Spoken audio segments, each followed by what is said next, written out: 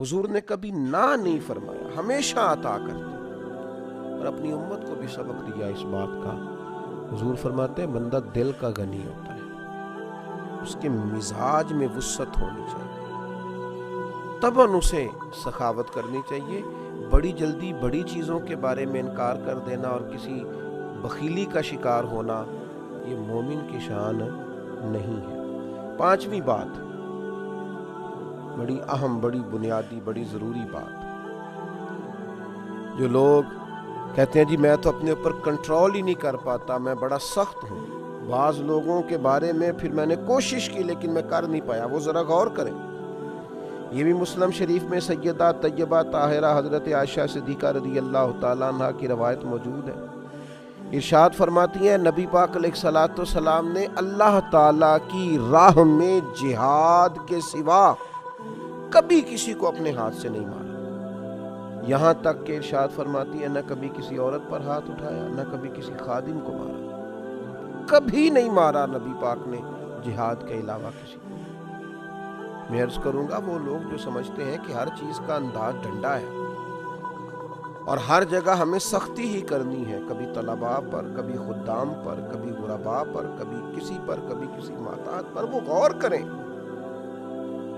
یہ روایت جو مسلم شریف میں موجود ہے سیدہ عائشہ صدیقہ رضی اللہ تعالی عنہ کی، یہ ایک بہت بڑا ہمارے سامنے اخلاقی رویہ حضور علیہ السلام کی بارگاہ سے خیرات لے کر رکھتی ہے کہ ہمیں غور کرنا چاہیے اپنے رویے پر۔ کبھی کسی کو نہیں مارا نبی پاک علیہ السلام، کبھی کسی عورت پر ہاتھ نہیں اٹھایا۔ لہذا ایسے لوگ جو خواتین پر ہاتھ اٹھاتے ہیں اور پھر اپنے آپ کو بڑی اپنے تئیں مردانگی ظاہر کرتے ہیں، وہ خیال کریں کہ یہ ہمیں حضور علیہ الصلوۃ والسلام نے رویہ سکھایا۔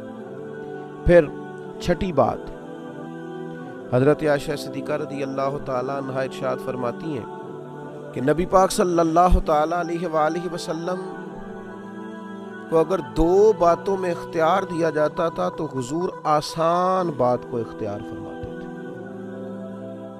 مشکلات نہیں پیدا کرنی، لوگوں کو اذیت نہیں دینا، کوشش کرنی ہے اگر کسی کے لیے آسانی کی جا سکتی ہو، سہولت دی جا سکتی ہو، ایک ہی دفعہ کسی کا کام کر دیا جائے۔ اگر آپ کے اختیار میں ہے تو کسی کی مشکل میں جلد اس کے لیے گنجائش پیدا کی جائے، بلا وجہ لوگوں کو تکلیف میں نہ ڈالا جائے۔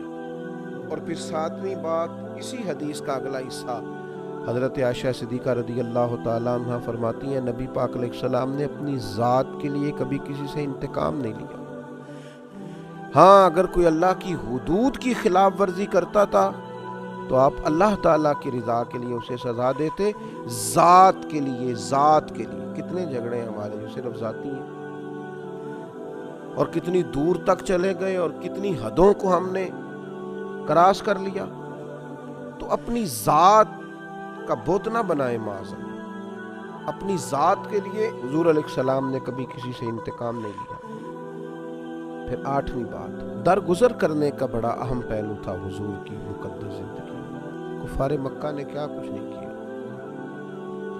کس کس رنگ میں انہوں نے تکلیف نہیں دی، لیکن فتح مکہ کے موقع پر حضور نے فرمایا بتاؤ تمہارے ساتھ کیا سلوک۔ انہوں نے کہا آپ بھی کریم ہیں، آپ کے والد بھی کریم ہیں، خاندان ہی کریموں کا ہے، اور میں وہی سلوک کروں گا جو جناب یوسف نے اپنے بھائیوں کے ساتھ کیا۔ جاؤ تم پر کوئی مطالبہ نہیں، تمہیں معاف کیا۔ تو درگزر کا پہلو، گنجائش کا پہلو زندگی میں ضرور رکھیں، بڑی جلدی سارے دروازے بند نہ کر دیے جائیں، کچھ تھوڑا سا مزاج کے اندر برتری کو بھی رکھا جائے۔ اور نویں بات،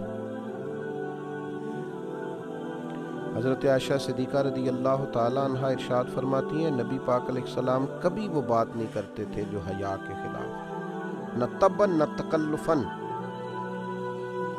کبھی کوئی ایسی بات حضور علیہ السلام نہ فرماتے۔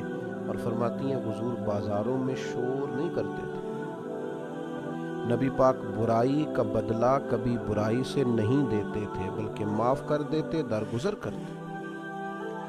لب و لہجے سے جب بھی کوئی بات نکلے وہ حیا والی ہو، وزادار ہو۔ بعض لوگ بات کرتے ہیں تو محسوس ہوتا ہے کہ یار یہ جو آپ نے گفتگو کی ہے یہ آپ کی شخصیت سے میچ نہیں کی، آپ بہت بڑے آدمی تھے، آپ کو اتنی چھوٹی بات نہ کرنا چاہیے۔ تو نبی پاک علیہ السلام کبھی کوئی ایسی بات نہ فرماتے جو حیا کے خلاف۔ اور 10ویں اور آخری بات عرض کرتا ہوں، یہ روایت بھی مجمع الزوائد میں موجود ہے، اور حضرت ابو ہریرہ رضی اللہ تعالیٰ عنہ ارشاد فرماتے ہیں کہ نبی پاک علیہ السلام نے ایک دفعہ صحابہ کرام سے فرمایا، میں مزاح میں ہوں، تم سے دل لگی کر رہا ہوں، اس حالت میں بھی میں سوائے حق کے کوئی بات زبان سے ادا نہیں کرتا۔ عام روٹین کے حالات میں بات ہو رہی ہو، نارمل بات ہو رہی ہو، گفتگو عام ہو رہی ہو، پھر بھی بات حق اور سچ ہے، اور اگر بات کبھی طبی طور پر دل لگی کی ہو رہی ہو، مزاح کی ہو رہی ہو، خوش طبی کی ہو رہی ہو، تو اس میں بھی میں حق بات کہتا ہوں۔ حضور علیہ السلام نے ہمیں بتایا کہ حالت کوئی بھی ہو، مومن کا سچا ہونا اس کا اعزاز ہے، غصے کی حالت میں ہو، خوشی کی حالت میں ہو یا نارمل حالات میں، اسے سچ کا دامن کبھی نہیں چھوڑنا چاہیے، یہ مومن کی شان ہے۔ میں نے دیکھا ہے بہت سارے لوگ بیچارے صرف لوگوں کو خوش کرنے کے لیے جھوٹے لطیفے سناتے ہیں، اس قدر زیادہ اپنی جان پر ظلم ہے کہ کچھ دیر لوگوں کے سامنے اپنی پذیرائی کے لیے جھوٹ بولا جائے، نہ بڑا جرم کیا جائے۔ اللہ تعالیٰ